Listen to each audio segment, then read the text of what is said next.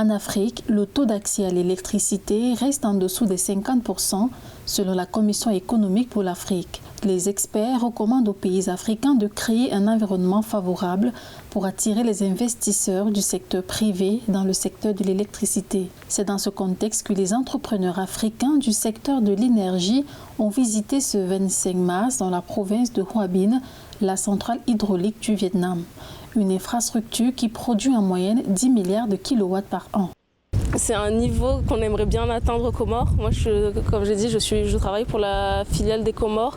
Innovant, on est plus dans le solaire et dans l'éolien.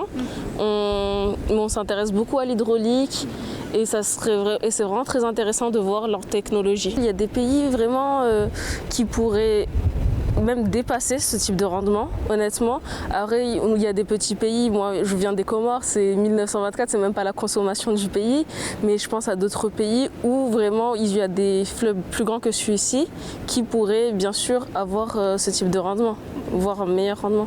Le type de partenariat que je pourrais nouer avec cette entreprise, je pense que ça serait plus du partage de connaissances, comme c'est vraiment l'entreprise nationale d'électricité du Vietnam.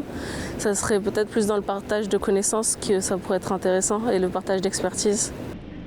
Mise en service depuis près de 30 ans, la centrale hydraulique de Hoa Binh assure la fourniture en électricité du Vietnam sans qu'aucune interruption n'ait été déplorée, et ce, malgré les énormes inondations que connaît le pays. La centrale fonctionne avec ses 8 générateurs qui récupèrent l'énergie avant de la traiter dans ses transformateurs et ensuite les envoyer à l'usage public. Une expertise qui pourrait aider les États africains dans la mise en service de ces nombreux barrages en cours de construction.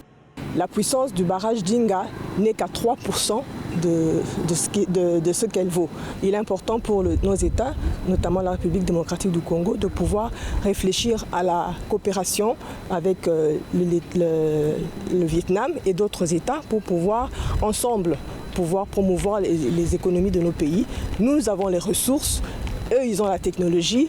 Et nous pouvons réfléchir ensemble sur les différents financements pour pouvoir ensemble promouvoir les économies de nos États. Rappelons que la centrale hydraulique de Hoa Binh est multifonction. Elle permet en temps de sécheresse dans le pays d'ouvrir ses vannes afin d'alimenter les plantations rizicoles du pays. D'autre part, elle dispose des installations de nouvelle génération qui permettent de réguler les inondations.